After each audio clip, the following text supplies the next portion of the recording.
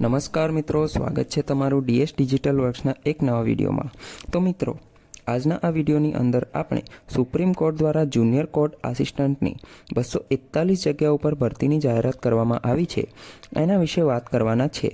આજના આ વિડીયોની અંદર આપણે આ ભરતીની માટે તમારી શૈક્ષણિક લાયકાત શું હોવી જોઈએ, વય મર્યાદા શું હોવી જોઈએ, સાથે સાથે આ ભરતીની અંદર તમને કેટલો પગાર, જો તમારું સિલેક્શન થઈ જાય છે તો કેટલો પગાર મળવાપાત્ર છે, તે તમામ બાબતો વિશે આપણે આજના આ વિડીયોની અંદર જોવાના છે। પરંતુ તે પહેલાં વિડીયો ગમે તો લાઇક અને શેર કરી લેજો, ચેનલમાં નવા હોય તો ચેનલને સબસ્ક્રાઈબ કરી લેજો।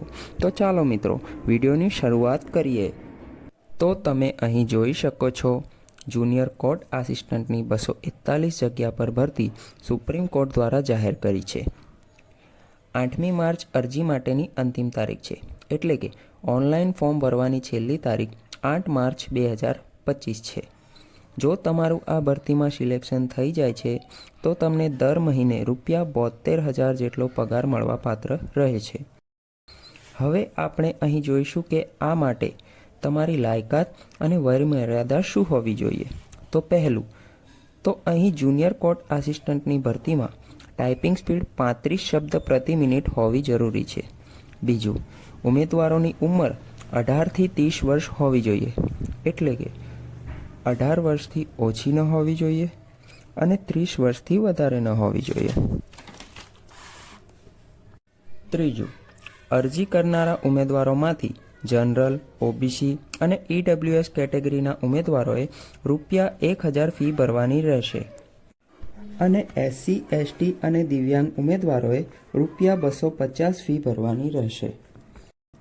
ચોથું, ભરતી અંતર્ગત લેખિત પરીક્ષા, પછી ટાઈપિંગ પરીક્ષા, પછી કોમ્પ્યુટર ટેસ્ટ, પછી ઇન્ટરવ્યૂ, પછી ડોક્યુમેન્ટ વેરિફિકેશન અને મેડિકલ એક્ઝામિનેશન બાદ મેરિટની જાહેરાત કરવામાં આવશે।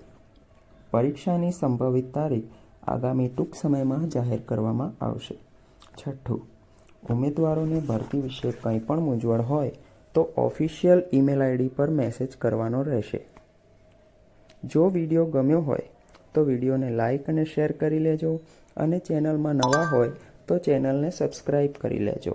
Thank you.